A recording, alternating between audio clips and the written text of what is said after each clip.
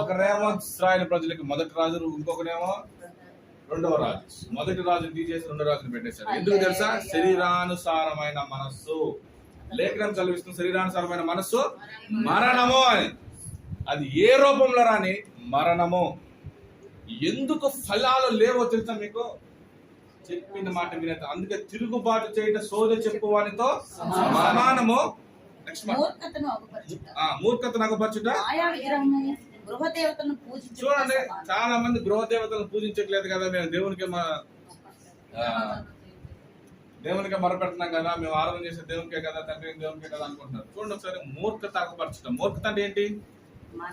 ఏం లేదు, సింపుల్ మూర్ఖత అండి. దేవుని మాట వినకపోవటం మూర్ఖత.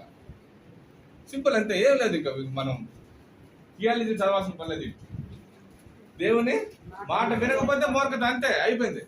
ఏందిరా అబ్బాయి ఈరోజు చర్చికి నన్నే అడుగుతావారా? ఇదే మాట. పాస్టర్ గారిని రా అన్నారు కొంతమంది.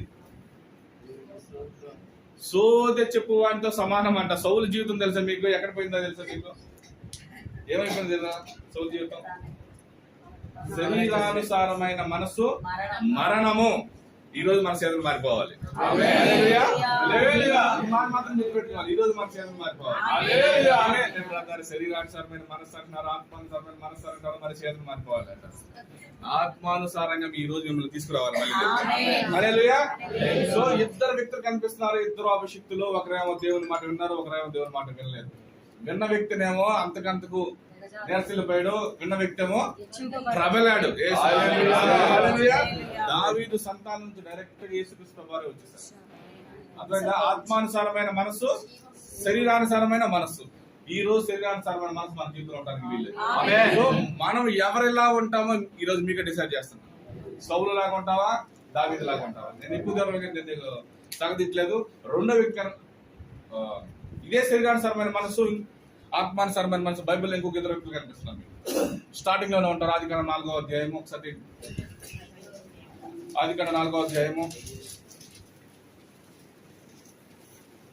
ఆదాము తన భార్య అయిన హవ్వను కోరినప్పుడు ఆమె గర్భవతి అయి కయ్యూని కనిగి, యెహోవా దయ వలన నేను ఒక మనిషిని సంపాదించుకుంటున్నాను.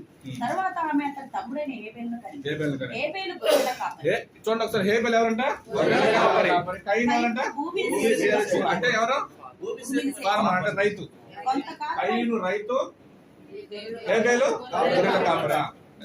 కొంతకాలమైన తర్వాత కయ్యూను పొలము పంటలో కొంత యెహోవాకు అర్పణగా తెచ్చింది. హేబేలు కూడా తన మందులో తొలిచూలు పుట్టిన వాటిలో క్రొవ్విన వాటిని కొన్ని తెచ్చింది. యెహోవా హేబేలు అతని